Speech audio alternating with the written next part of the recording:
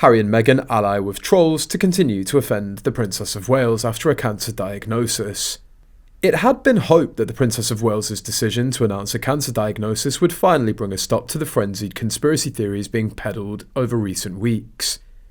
But despite Catherine delivering an emotional video message which touched the hearts of the nation, the outlandish and cruel claims targeting her have continued to spiral online. Social media platforms were last night urged to clamp down on the vitriol as critics claimed the vile trolling had re-victimised the cancer-stricken princess and amounted to mafia-style tactics to force her to divulge more information.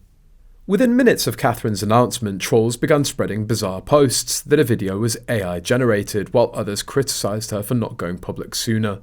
The sickening uploads saw trolls doctor Catherine's heartfelt message with the faces of Princess Diana or Meghan to prove how easily a deep fake could be created. The Prince of Wales has also been targeted by trolls questioning why he didn't sit beside his wife as she filmed the emotional video. Fueling the fire within 30 minutes of the broadcast, Christopher Bowsey, an avid supporter of Harry and Meghan, went on a rant to his 350,000 followers on X.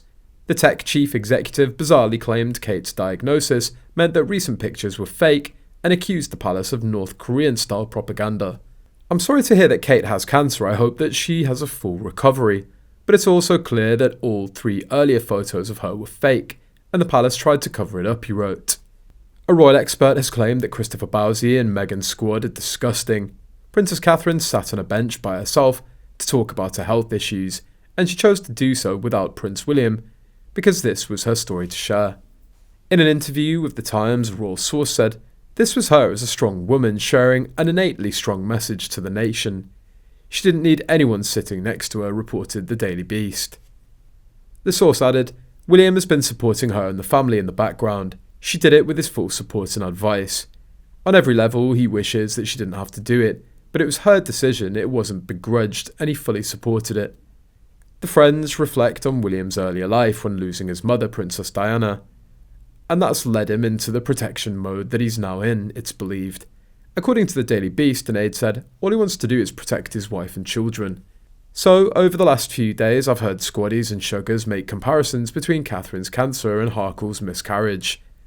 They repeatedly lied that the Harkle's privacy was invaded, while Catherine's was not.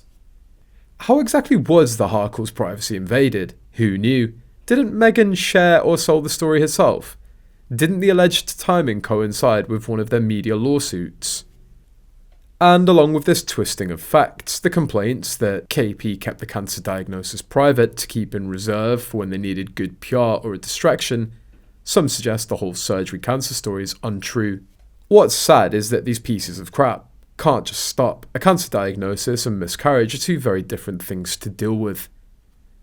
What's embarrassing is that Meghan very obviously wants her privacy breached, so that she can feel important and victimised.